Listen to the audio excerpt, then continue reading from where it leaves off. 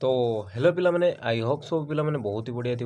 तो fast of all पिला माने जो पिला माने आपनकर आचार्य नागार्जुन यूनिवर्सिटी अंडर रे एई वर्ष रे आपनकर फेब्रुआरी बा मार्च रे हमें कहि परिबा फर्स्ट सेमिस्टर एग्जाम देइथिले। तो सेमानकर बहुत डाउट थिला सर हम एग्जाम रिजल्ट केबे बाहरिबो, आमे माने जानि परिबो कि हमर रिजल्ट केमिति आसीछि, आमे केमिति लेखिथिलु आ हमु केमिति मार्किंग कराइछि।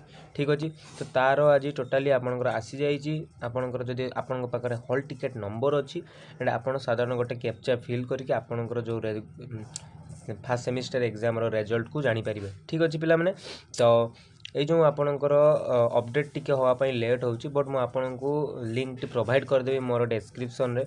जो माने भी चेक करि नाहंती से माने चेक करि नियंतु। आ गोटे कथा मु कहि रखि पिला माने जो माने भी आपनकर सांग साथी एएनयू रे पढुचंती बा आचार्य नागार्जुन यूनिवर्सिटी रे पढुचंती सेमान को निश्चित भाव वीडियो शेयर करंतु, जा द्वारा से माने जथा जल्दी ए खबरटी पाइबे और निज रिजल्ट को चेक करि परिबे।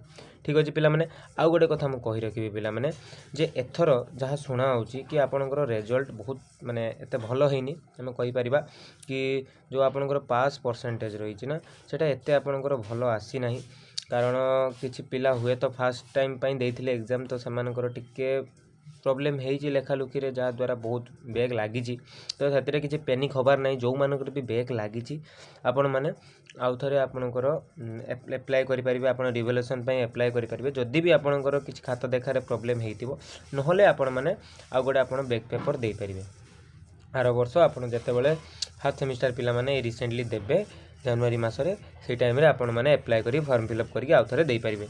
ठीक अछि पिला माने, आउ गोटे कथा कहि रखिबि कि जदि भी आपनकर नंबर भलो आसुची देन सेई अनुसार निजर को जानि नियंतु कि एमिति लेखिले हमको एतिकी नंबर मिलुची, तो सेई अनुसार निजको प्रिपरेशन करंतु।